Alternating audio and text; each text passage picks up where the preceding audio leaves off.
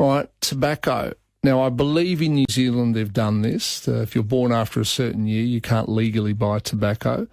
The UK, the Prime Minister Rishi Sunak is thinking about doing the same thing there, which means if they do it, we might do it too.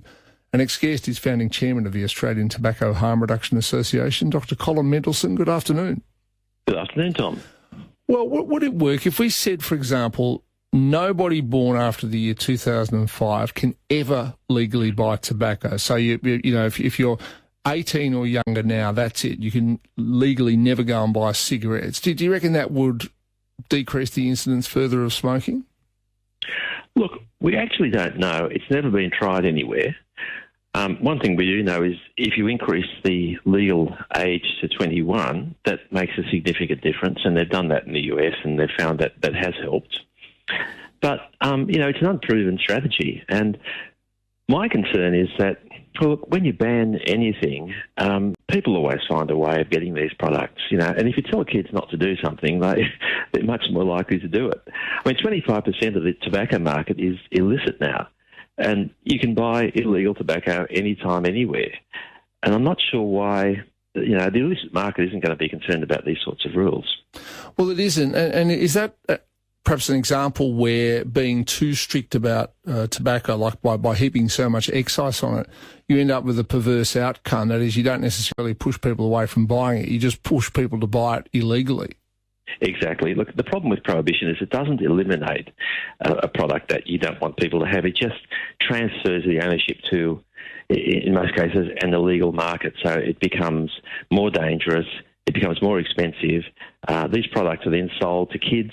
You get all the sorts of problems you're having in Melbourne at the moment with drug wars and fire bombings of tobacco shops, intimidation, corruption. These are the inevitable consequences of these sorts of you know, rigid and strict prohibitions. All right, well, so you don't think this idea of just the path the UK appears to be going down, and which I think New Zealand has already gone down, you don't think it would work? It just drives it underground, it won't stop people smoking? Look, it's not happening at New Zealand until 2027, and it's part of a comprehensive plan. So in New Zealand, they're also doing a whole range of other things. And look, it may add something extra, and I think in the UK it may add a little bit extra. But you've got to remember that in the UK, only 1% of 11 to 15-year-olds are regular smokers. 1%. That means smoking at least one cigarette a week. Now, to me, that we don't want kids to smoke, we don't want kids to vape. It's a deadly, addictive habit. But I think in Australia, where our smoking rates are flatlined and people aren't quitting smoking, in the last two national surveys, there was no drop. Yeah, it's around, what, 15, 16% or something like that? No, it's closer to about 12%. 12%. But there was no drop in the last 3 years. In fact, over the last 4 years, it fell about 5%, the smoking rate. But is that because, you know, the low-hanging fruit got picked off first? Like, I smoked, I guess I would say I was a social smoker until 20-something years ago. And one holiday, I just didn't have one, and I was away for about 10 days, and I just gave up. You know, I thought, well, you know what, I've got through 10 days, I haven't had one, and I've never smoked since. But, you know, the last 12% of people who are pretty hardened smokers, you know, is there much point in trying too hard to stop them smoking, given that they're probably massively addicted to it? Well, first of all, I don't think we should be telling people they have to quit, but I think we should be providing the tools to help them quit if they want to. And look, the most effective quitting aid we have is vaping. And that's available freely in the UK and the US. And so if people realise they're not allowed to, that they want to quit, that option's available as an exit strategy. We don't allow that in Australia. So adult smokers simply aren't quitting. That's a fact in Australia. The smoking rates are going down slightly, but that's because kids aren't taking up smoking as much as they used to. It's about 3% of kids in 2019.